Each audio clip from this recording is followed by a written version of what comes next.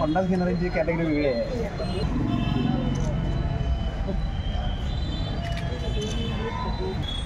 Madam गाडी phone लावा. गाडी लॉक करून नका जाऊ दे तिथे पुढे पुढे नाही वाटत मोकळा बस कर हे काढू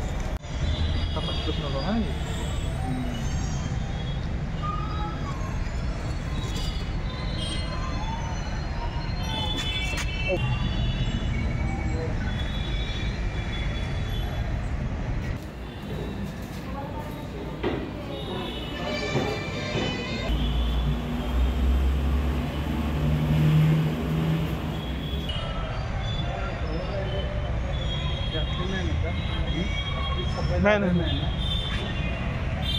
हां येतो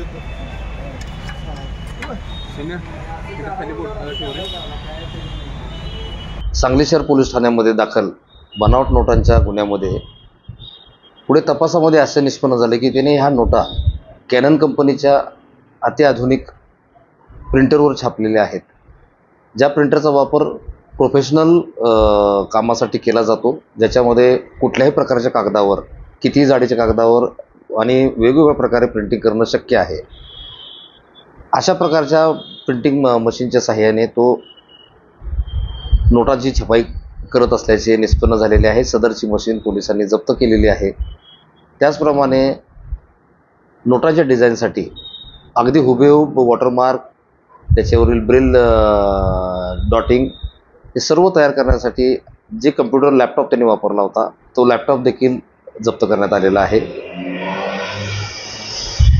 आरोपी अहद अहमद मोहम्मद शेख हा अतिशय निष्णात असं प्रिंटिंगमधलं नॉलेज असलेला व्यक्ती असून मागील 20 वर्षापासून त्याला या प्रिंटिंग क्षेत्रातला अनुभव आहे. त्याने कम्प्युटर मदरबोर्डसाठी लागणारे PCB बोर्ड छपाईचं सुद्धा त्याला कला अवगत करून घेतलेली आहे आणि त्यांनी या ज्ञानाचा वापर हा नोट छपाईसाठी केल्याचे तपासामध्ये दिसून येत आहे. आतापर्यंत साधारणतः 30 ते 40 लाखाच्या नोटा त्यांनी छापून वितरित केल्या असाव्यात असा प्राथमिक अंदाज आहे. त्या दृष्टीने पुढील तपास चालू आहे. त्याचे बरेचसे नातेवाईक कर्नाटक आणि महाराष्ट्रातील भागामध्ये आहेत.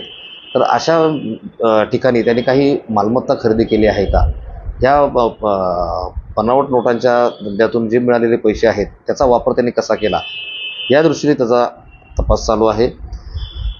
सदर इसमाच्या माहितीचा वापर त्यांनी अन्य कुठल्या कामासाठी केला आहे किंवा कसे, या अँगलने देखील त्याच्याकडे तपास चालू आहे. ABP माझा, उघडा डोळे बघा नीट.